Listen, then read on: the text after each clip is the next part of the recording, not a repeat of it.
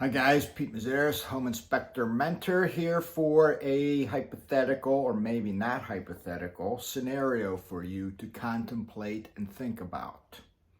So you are in a vacant house. You are the only one there. You're doing an inspection for an investor. The house is not in great shape. In fact, you find at least 50 issues that you are reporting on in that house. One of which is pretty bad foundation damage. Not that the house is falling down, but anybody buying that house has to be aware of it and contemplate fixing it. House is, again, not in the best condition. It's income property. That's what the investor would be buying it for.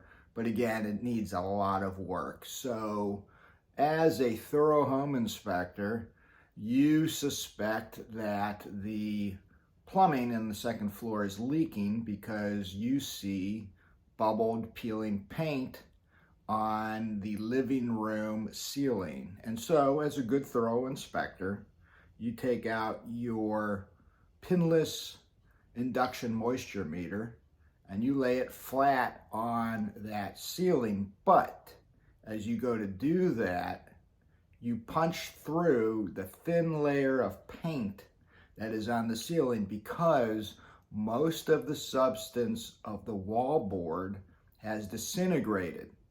Now, whether that's due to a old mouse nest, because mouse urine in a nest will disintegrate and eat through plaster and through wallboard, but not through the paint, or a past plumbing leak, that water could disintegrate that wallboard material, leaving only a thin veneer of that paint. And so your moisture meter pushes right through it. Bad luck, right? It just damaged the property. You're supposed to be doing a visual, non-invasive inspection. But that damage was already there, although concealed cosmetically by the paint, which nobody maybe knew about, perhaps, or perhaps not. And so, what do? Well, first things first, you should notify the listing agent or the buyer's agent to say, hey, this damage occurred. I did it, but it revealed greater damage. That's being honest. If you don't do that, then chances are you're going to get a nasty call from the listing if the seller is available to see that house and notice the damage that you did. So what do? You feel bad about it, right? But you want to be a thorough home inspector. Somebody would have discovered that issue. Now, when you measured it, it was dry. So it was an old damage.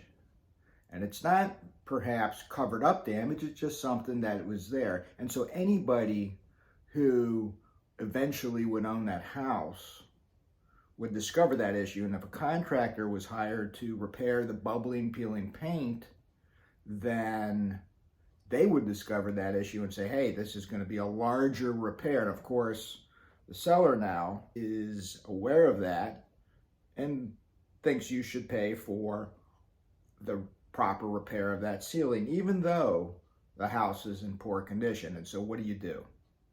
Okay, that's not just a $50, $100 repair. That's several $100s because, again, the damage that was present but not visible is pretty extensive from that leak or that moisture.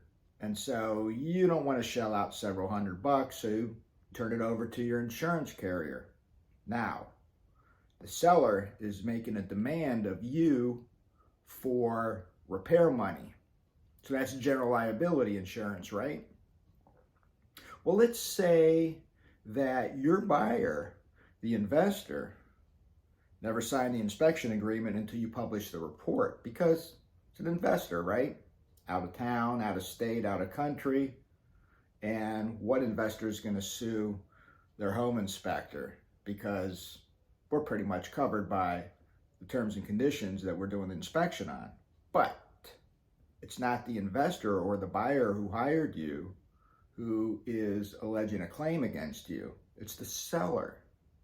That seller's claim is only valid for your insurance if your buyer signed the inspection agreement before you started the inspection. So, word of the wise, always have your inspection agreement signed no matter who the buyer is before you walk onto that property, so that you not only have E&O coverage, error and omissions, for oversights, mistakes that you may have made or will make or didn't make or did make for the buyer, but also for your general liability protection in case the seller comes back to you claiming repair damage money.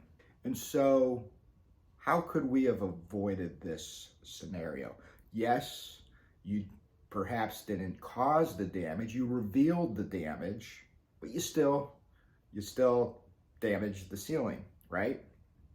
And so probably a better policy for inspecting any property that you view ceiling damage to verify if it's from an active leak or not, you have to measure it, right? If you don't see it dripping down in front of you. But what if it's already pre-damaged?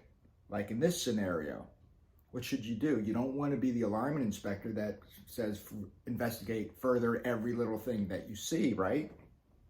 It's not very user-friendly for your client or the realtor who referred you. In this case, I would recommend do not measure any ceilings to verify roof leaks or plumbing leaks if you see staining or bubbling or peeling of paint on the ceiling, because the ceiling will collect water versus a wall. A wall, you put your moisture meter on it, chances are you're not going to punch right through the wall, right? But a ceiling, it's a little bit trickier. And so what harm is there in saying instead that you observed potential moisture damage, yellowing of paint, moisture stains, peeling paint, bubbling paint, damaged paint.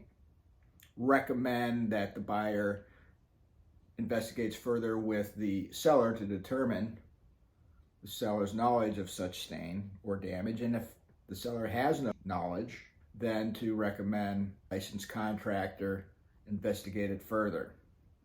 And also to put the disclaimer in that commentary that you do not measure ceiling damage or things that look like damage on a ceiling that could be active moisture because of the potential of damaging the seller's property.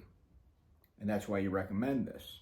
And so that is, to me, a bit more palatable for a thorough, non-alarming home inspector doing a visual, non-invasive home inspection on a property. So some food for thought for you guys to think about as you continue on your journey to becoming the best home inspector in your market.